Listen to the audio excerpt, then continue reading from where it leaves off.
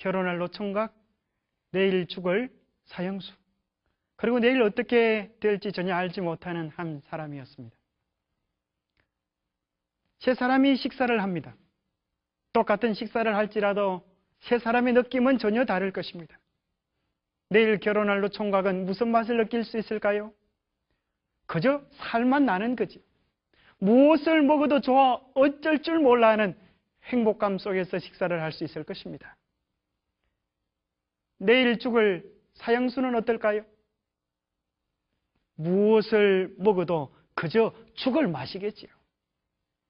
내일 어떻게 될지 전혀 모르는 사람은 무슨 맛일까요? 뭐 특별한 맛이 있겠습니까? 그저 밥맛이겠지요. 당신은 어떤 맛을 누리며 인생을 살아가고 계십니까? 예수님과 함께 살아가는 생애의 아름다움은 내일 결혼할 노총각보다도 더 놀라운 행복감이 기다리고 있음을 믿고 사는 것입니다.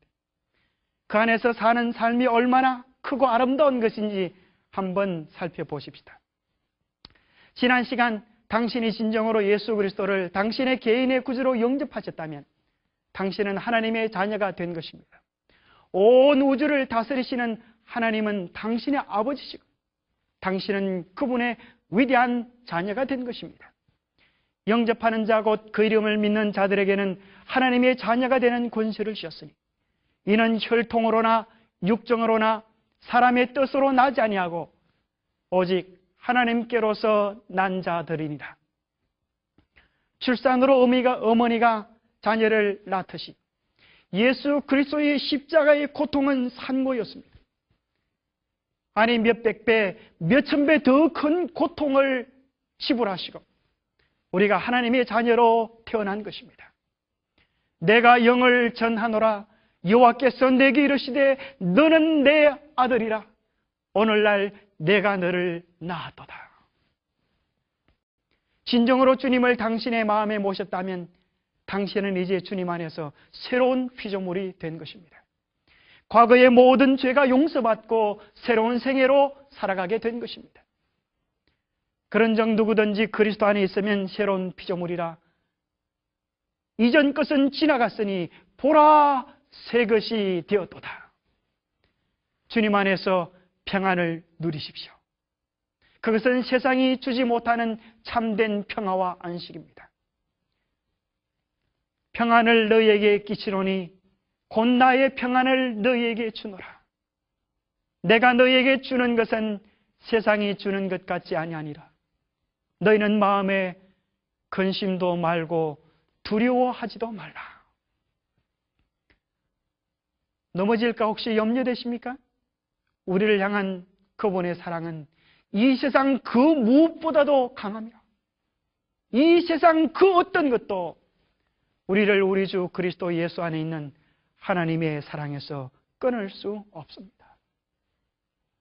때로 우리가 하나님의 자녀가 되어진 이 놀라운 사실 때문에 감격하기도 합니다.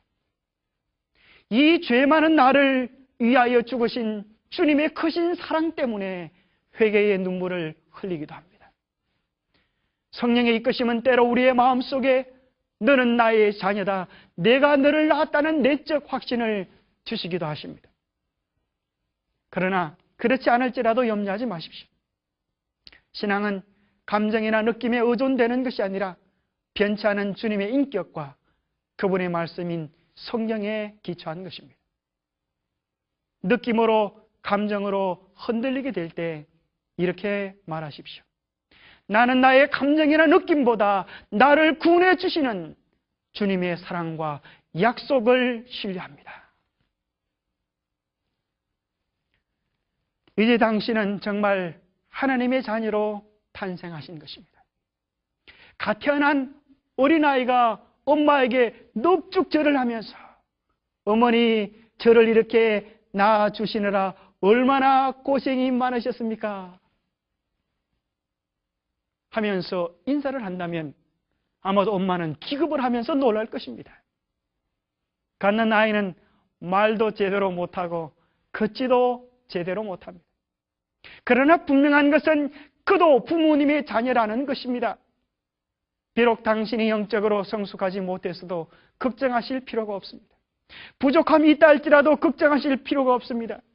이제 넉넉한 엄마의 사랑을 누리면 되듯이 엄청난 하나님의 사랑을 누리시면 됩니다.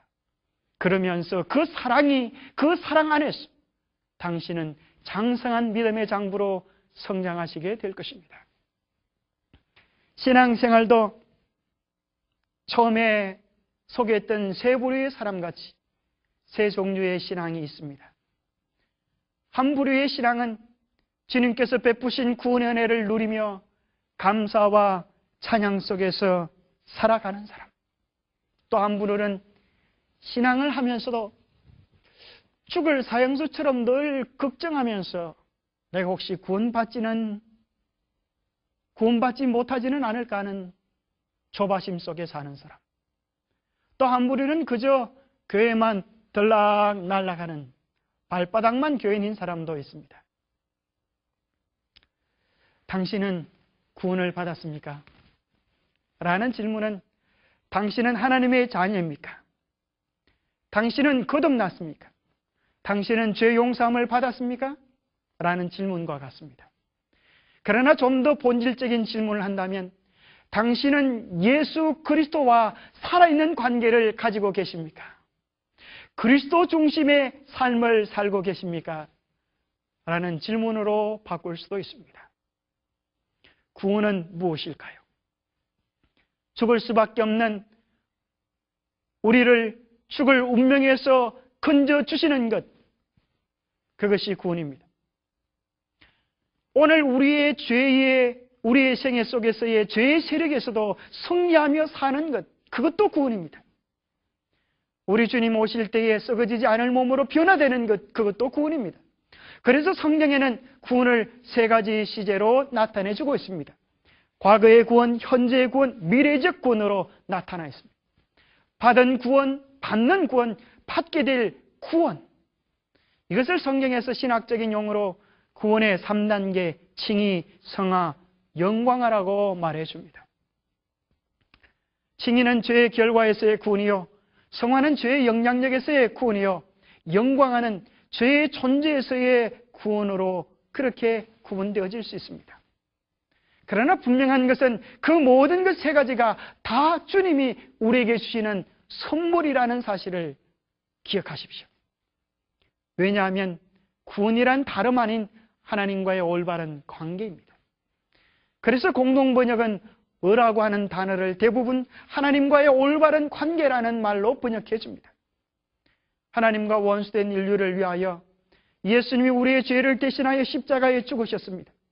그 사실을 믿고 예수님을 개인의 구주로 받아들이면 새 생명을 얻고 하나님과의 새로운 관계에 놓여 그분의 자녀가 됩니다. 새로운 자녀로 태어나게 된 것입니다. 태어나지 않은 사람이 어떻게 자랄 수가 있을까요? 구원의 확신은 주님 안에서 행복한 삶을 사는 첫걸음입니다. 구원의 확신이 있습니까? 당신은 어떤 근거로 당신의 구원을 확신하고 계십니까? 라고 질문을 드린다면 당신은 뭐라고 답변하시겠습니까?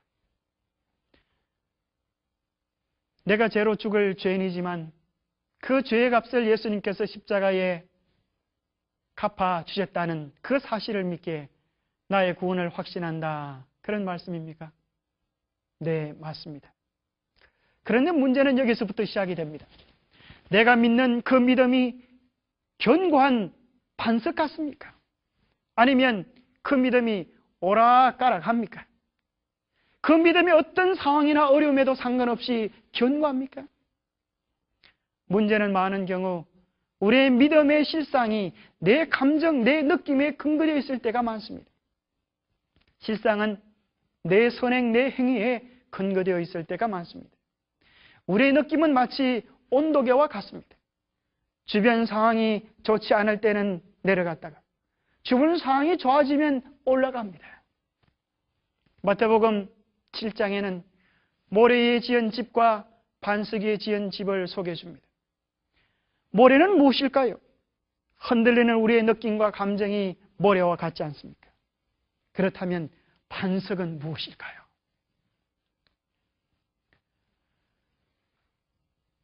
하나님의 말씀, 이 견고한 말씀, 이것이야말로 반석이요. 예수 그리스도야말로 반석이지 않겠습니까? 이 닦아둔 것 외에 능히 다른 터를 닦아둘 자가 없으니 이 터는 곧 예수 그리스도시라. 그리스도만이 우리의 견고한 신앙의 기초석입니다.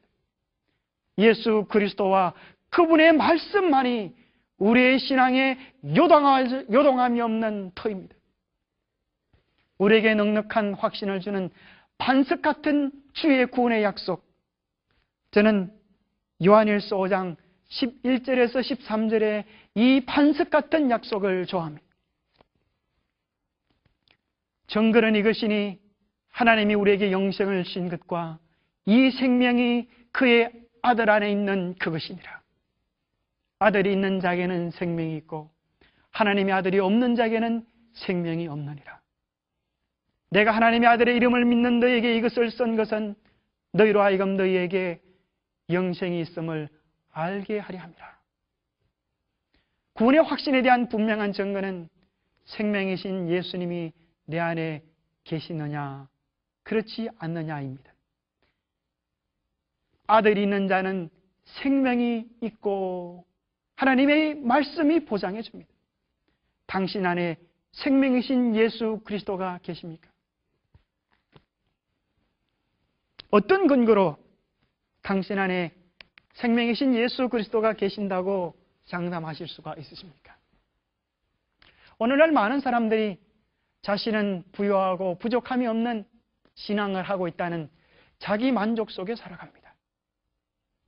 예수님은 인류의 죄를 위하여 죽으셨고 내가 그 사실을 믿으니 나는 구원받았다고 하는 지적인 동의 속에서 그렇게 살아가는 사람도 있습니다. 우리는 우리의 실상을 모르며 착각하며 살아갈 때도 많이 있습니다. 정말 예수 그리스도가 당신의 삶의 주인이십니까? 주님이 당신 안에 살고 계십니까? 우리에게 실제적인 주님과 더불어 살아가는 참된 신앙이 필요합니다.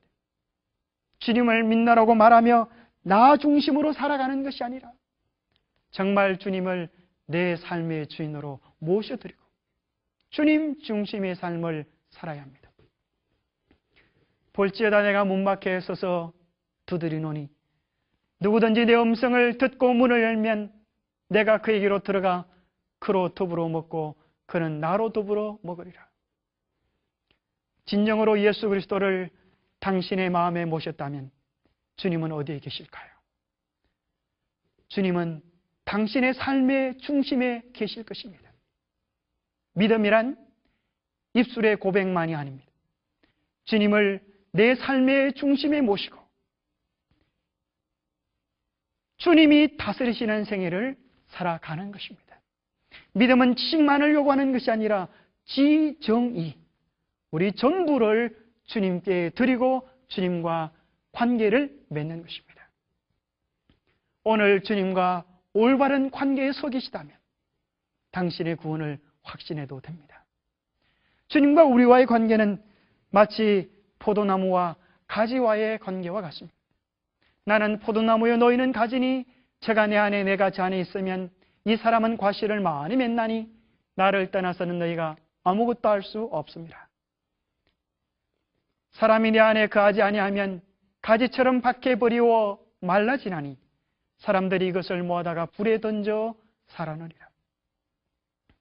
주님과 올바른 관계를 맺고 사신다면 당신은 점점 더 풍성한 삶을 살게 될 것입니다. 주님과의 관계가 떨어진 삶을 산다면 당신은 점점 더 메말라가는 삶을 살게 되실 것입니다. 예수님이 내 안에 계셔도 혹 그분이 나를 떠나가지 않으실까요? 이전보다 더 슬픈 상태가 되지 않을까요? 하는 혹 걱정이 되십니까? 히브리서 13장 5절 그가 친히 말씀하시기를 내가 과연 너희를 버리지 아니하며 과연 너희를 떠나지 아니하리라 약속하셨습니다. 요한복음 10장에 내가 저에게 영생을 주노니 영원히 멸망치 아니할 터이요 또 저희를 내 손에서 빼앗을 자가 없느니라. 저희를 신 내 아버지는 마녀보다 크심에 아무도 아버지 손에서 빼앗을 수 없느니라. 왜 아무도 예수님을 우리에게서 빼앗아갈 수가 없을까요?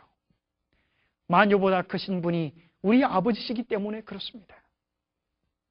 구원은 예수님이십니다. 나의 구원은 주님이십니다. 내 믿음 약하나 주님 나를 강하게 붙잡아 주실 때 우리는 흔들리지 않게 됩니다. 나의 사랑 변덕스러우나 견고한 주의 사랑이 나를 붙잡아 주실 때 우리는 염려하지 않게 될 것입니다. 그래서 나는 날마다 주님만 의지하기 원합니다. 무엇이 나의 구원을 흔들 수 있겠습니까? 무엇이 주님의 사랑에서 우리를 끊을 수 있겠습니까? 누가 우리를 그리스도의 사랑에서 끊으리요? 환난이나 곤고나 핍박이나 기근이나 적신이나 위험이나 칼이야. 이 모든 일에 우리를 사랑하시는 이로 말미암아 우리가 넉넉히 이기느니라. 얼마나 감사하고 놀라운 주님의 사랑입니까? 주님과 우리의 관계를 끊을 수가 없습니다. 그러나 오직 한 가지 그 관계를 끊을 수 있는 것이 있는데 그것이 무엇인지 아십니까? 그것은 우리의 선택입니다. 매일 주님과의 관계를 등한히 하면 주님은 우리를 그때도 사랑하시지만 그 죄가 주님의 사랑에서 우리를 멀어지게 할 것입니다. 원둥치에서 가지가 떠나가면 말라지듯이 말입니다. 예레미야 5장 25절 너희 허물이 이러한 일들을 물리쳤고 너희 죄가 너희에게 오는 좋은 것을 막았느니라. 주님을 우리의 생명으로 여깁시다. 주님을 우리의 심장으로 여깁시다. 주님을 우리의 군으로 끝까지 놓치지 마십시다. 생각하고 또 생각해봐도 정말 감사할 것은 죽을 수밖에 없는 죄인인 제가 구원받은 주님의 자녀가 된 것입니다. 우리가 주님의 자녀가 되게 된 것입니다. 우리의 구원은 우리의 노력이나 수고가 아니라는 사실이 얼마나 또 감사합니까? 너희 하나님 여호와가 너희의 가운데 계시니 그는 구원을 베푸실 전능자시라.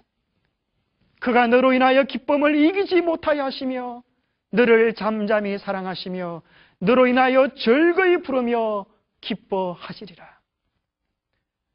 주님이 나의 구원입니다. 주님이 나의 찬송입니다. 그렇다면 이제 어떻게 주님과 더 깊은 교제를 맺으며 주님의 크신 사랑을 경험할 수 있게 되겠습니까? 이제 우리는 하나님의 자녀입니다. 그런데 재미있는 사실은 갓난 아이를 제 혼자 버려두면 열이면 열, 백이면 백 죽고 만다는 사실입니다. 이 어린아이의 생존을 위하여 무엇이 필요할까요? 엄마의 돌봄, 먹는 것, 숨쉬는 것, 움직이는 것, 호흡하는 것입니다. 이 중 한 가지라도 없다면 생존이 위험합니다. 영적인 원리도 마찬가지입니다. 여러분 한번 따라해 보시겠습니까? 매일 밥을 먹듯 생명의 말씀을 먹자. 주님과의 만남을 위해 아무에게도 무엇에게도 방해받지 않은 특별한 시간을, 주님과 나만의 시간을 떼어 놓아 보시기 바랍니다. 새벽 5일의 미명에 예수께서 일어나가 한적한 곳에 가서 거기서 기도하시더니 주님은 매일 새벽마다 당신을 찾아오실 것입니다. 사랑하는 사람은 함께 있을 때 함께 있고 싶고 대화하고 싶은 것처럼 주님은 정말 당신을 사랑하시기 매일 아침 주님과 당신과 깊은 교제를 나누시기 원하십니다. 매일 아침 그 은혜의 시간을 기록함으로 더욱 깊은 은혜를 경험할 수도 있습니다. 이 말씀 속에서 만난 하나님, 매일 아침 이렇게 여쭤보시기 바랍니다. 하나님, 당신은 어떤 모습으로 이 말씀 속에 나타나 있습니까? 하나님, 내가 오늘 어떻게 살아야 합니까? 하나님, 내게 오늘 들으실 말씀은 무엇입니까? 기도하는 심령으로 말씀을 펼 때 매일 아침마다 주님은 새로운 사랑들을 당신에게 고백해 주실 것입니다. 자, 두 번째 한번 따라해 보시겠습니까? 매일 호흡을 하듯이 기도의 생활을 하자. 기도는 영혼의 호흡입니다. 호흡은 들숨과 날숨으로 되어 있듯이 기도는 두 가지 작용을 합니다. 성령의 새롭게 하시는 능력을 우리에게 받게 하고 우리 속에 있는 더러운 죄들을 내뱉도록 도와주는 것이 기도의 작용입니다. 항상 기뻐하라, 쉬지 말고 기도하라, 범사에 감사하라. 이는 그리스도 예수 안에서 너희를 향한 하나님의 뜻이니라. 어떻게 기도하면 좋을까요? 제가 이 시간 기도의 손에 대하여 소개를 해드리겠습니다. 여기 손을 보면 다섯 개의 손가락으로 이루어져 있습니다. 첫 번째 엄지손가락은 제일 먼저 하나님의 이름을 찬양하는 것입니다. 찬양과 감사는 조금 다른데요. 찬양은 선물을 신 그분을 기리는 것이고 감사는 주로 그 선물을 인하여 감사하는 것입니다. 그러니 찬양하는 것은 더욱 소중하고 좋은 주님께 드리는 우리의 사랑의 고백입니다. 자, 두 번째 손가락은 흔히 우리가 상대방의 죄를 지적할 때 사용합니다. 두 번째 기도는 우리의 죄를 주님 앞에 통회하는 회개의 기도를 해보십시오. 세 번째 순서는 가장 긴 손가락. 우리가 어쩌면 가장 등한히 하고 있는 것은 주님께 감사하는 기도입니다. 가장 긴 손가락처럼 감사의 시간을 누려보십시오. 네 번째는 사랑의 언약을 하는 반지를 끼듯이 이곳에 사랑의 사람들을 기억하면서 사랑하는 다른 사람을 위한 중보 기도를 해보십시오. 마지막으로 아기 손가락처럼 작은 나의 소원들을 주님께 기도해 보십시오. 그러면 빠지지 않는 아름다운 5가지 기도의 손이 이루어지게 될 것입니다.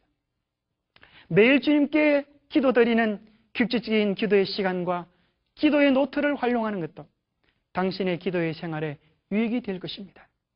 하나님의 말씀과 기도로 거룩하여 집니다.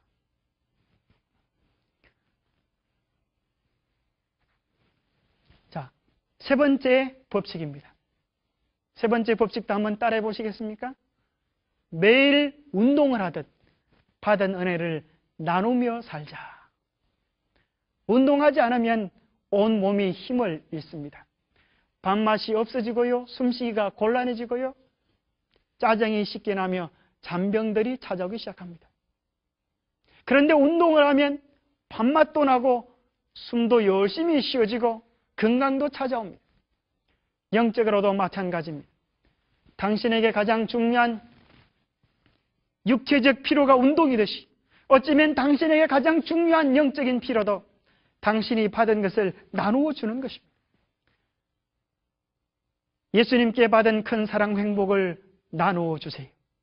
내 영혼도 살고 남도 살리는 축복을 얻게 되실 것입니다. 나누어 주는 것이 나의 삶의 습관이 되도록 훈련해 보세요. 놀라운 행복이 찾아오게 될 것입니다. 주라, 그리하면 너에게 줄 것이니 곧 후이되어 누르고 흔들어 넘치도록 하여 너에게 안겨주리라. 너희의 헤아리는 그 헤아림으로 너희도 헤아림을 받을 것이니라. 자, 네 번째는요, 어머니가 돌보아 주듯 교회는 당신의 신앙을 돌보아 드립니다. 새로 태어난 자녀를 위하여 가정이 있듯이 영적인 성장을 위하여 교회가 있습니다. 말씀 중심에 가까운 교회에 나가 당신을 향한 성도의 사랑을 한번 누려보세요. 사랑하는 두 사람이 마주잡고 산책하는 모습은 얼마나 아름답습니까? 제가 영적으로 손을 마주 잡는 법을 알려드리겠습니다. 사랑하는 사람들은 보면 자꾸 손을 잡고 싶어 하지. 손을 자세히 보면 나온 곳과 들어온 곳이 있습니다. 사람은 누구나 잘난 장점이 있는 반면에 단점이 있습니다. 형제의 단점이 보이거든 달려가서 당신의 장점으로 그를 감싸 보십시오. 그러면 그도 그의 장점으로 당신의 아픈 점을 감싸게 되실 것입니다. 그래서 우리는 하나가 됩니다. 이것이 성도의 교제요 성도의 사랑입니다. 형제님, 자매님 힘내십시오. 주님이 형제를 사랑합니다. 주님이 자매를 사랑합니다. 축복의 통로가 되어 주님의 축복을 나누어 주 보시지 않겠습니까? 만일 누가 말하려면 하나님의 말씀을 하는 것 같이 하고, 누가 봉사하려면 하나님의 공급하시는 힘으로 하는 것 같이 하라. 이는 범사에 예수 그리스도로 말미암아 하나님의 영광을 받으시게 하리 함이니 그에게 영광과 권능이 세세에 무궁토록 있느니라. 우리 모두는 한 몸에 있는 지체입니다. 남들과 다른 것, 많이 가진 것, 그것은 그대가 나누어 줄 그대의 사명입니다. 그것으로 하늘 사랑을 나누어 주십시오. 한 소녀에게 얘야, 예수님이 내 안에 살아 계실 때와 그렇지 않을 때의 차이를 한번 말해줄 수 있겠니? 그 소녀가 이렇게 답변했습니다. 네, 예수님이 제 안에 계시지 않을 때는 언제든지 마귀가 들어와 저를 괴롭히면 저는 너무나 괴로워 막 울었어요. 그런데 예수님이 제 마음 문 안에 들어오셔서 함께 사실 때 마귀가 내 마음 문을 녹화하면 예수님이 문을 여시면서 누구세요? 하면 마귀가 예수님을 보고 깜짝 놀라서 이코 집을 잘못 들었네요 하면서 도망을 간다고 얘기했습니다. 정말 아름다운 이야기가 아닙니까? 예수님 중심의 삶을 사는 것은 기쁨과 감사가 넘치는 주님과 함께하는 삶을 사는 것입니다. 구원의 확신이 있으신가요? 요한일서 5장 11절 13절 주의 약속에 근거하면 아들이 있는 자에게는 생명이 있다 했는데 당신 안에 예수님이 살아계신가요? 주님이 당신 안에 계심을 어떻게 확신할 수 있나요? 주의 약속. 요한계시록 3장 20절에 문을 열면 들어가시겠다고 약속하셨는데 제가 그 약속에 근거해서 주님을 모셨기에 주님이 내 안에 살아계십니다. 내가 주님 안에서 밥을 먹듯 말씀을 먹고 숨을 쉬듯 기도하고 운동하듯 은혜를 나누며 엄마 같은 사랑을 나누고 있으니 주님이 내 안에 계신 것이 분명하지 않나요? 라고 답변하실 수 있겠습니까? 이제 하나님 안에서 태어난 어린아이 같은 당신의 자녀, 말씀과 기도와 나눔과 엄마 같은 교회의 사랑을 누리면서 당신의 믿음이 무럭무럭 자라게 되기를 간절히 소망합니다. 함께 기도하시겠습니까? 하나님 아버지, 죽을 수밖에 없는 저희를 사랑해 주시고 예수 그리스도를 보내어 주셔서 내 안에 살아 계시게 함을 인하여 감사합니다. 이제 예수님이 나의 구원이 되시고 예수님이 나의 생명이 되시고 예수님이 나의 주인이 되셨음을 인하여 감사합니다. 매일 주님과 만나는 주님과 나만의 시간, 말씀과 기도의 시간을 등한히 하지 않도록 도와주시고 주님께서 내게 주신 큰 은혜를 내 삶으로 나누어 줄 수 있도록 도와주시옵소서. 매 순간 인도하시는 성령님의 인도를 따라 더욱 주님이 원하시는 아름답고 강건한 믿음의 장부로 자랄 수 있도록 도와주시옵소서. 하나님, 날마다 함께 하심을 인하여 감사를 드리오며 사랑과 자비가 많으신 우리 주 예수 그리스도 이름 어지하여 간절히 간구하옵나이다. 감사합니다. 다음 주에는 성경의 깊은 원리들을 함께 생각해 보며 성경 깊숙이 여행하는 놀라운 은혜의 시간을 가지기 원합니다. 계속되는 은혜의 시간으로 당신을 초청합니다. 하나님의 크신 사랑이 당신의 생에 가득합니다.